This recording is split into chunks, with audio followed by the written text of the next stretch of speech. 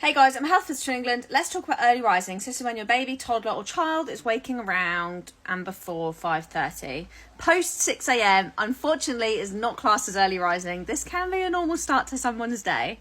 I just want to start off by saying this mum has said, I have your self-settling guide. My baby now sleeps from 6:30 to 5:30 a.m. without any wakes. And they couldn't be happier. So thank you for sharing the feedback. I love to hear the feedback. My guide is only £5. I want it to be affordable to all parents. And it basically teaches you how to teach your baby to self-settle without leaving them to cry. Anyway, let's move on to how to prevent early wake-ups or how to help with early wake-ups. This is where it gets a little bit confusing. Early wake-ups can be caused by several things. First things first, we want to rule out it's not being caused by coldness, light getting into the room, or a noise elsewhere. So to fix that, in the colder months, maybe put socks on your child, make sure the room is blackout, and preferably playing something like white noise just to help drown any other noises out.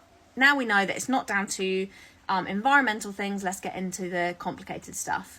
So it can be down to overtiredness or undertiredness, and the really frustrating thing is they can present very similarly. So overtiredness is when they are maybe having too big a nap gaps throughout the day, or not enough daytime sleep, or they're going to bed too late, and it can cause early rising because that basically encourages the hormone cortisol, which is the stress hormone. Our melatonin, which is the sleep hormone, stops being released around 2 to 4 a.m, which is why if they're overtired you tend to see more wake ups post midnight, because melatonin isn't on your side anymore. And so if they are overtired, they can wake early. It kind of has a caffeine effect.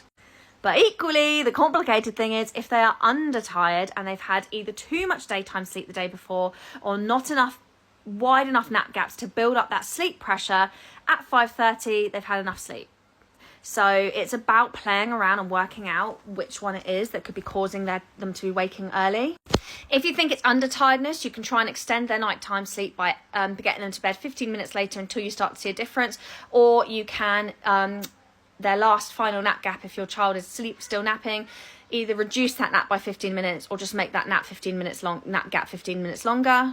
If they're overtired, it's about putting them to bed earlier. They're already waking early anyway, and more often you will see if you put them to bed earlier, if they're overtired, they will sleep in a little bit better. It might take a bit of practice. It might take a couple of weeks to catch up.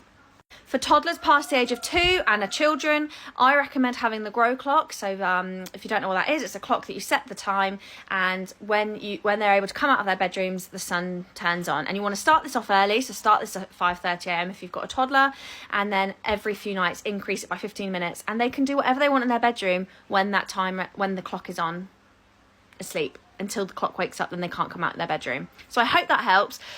There's more about this on my sleep guide, which again the link is in my bio, but thank you for the feedback.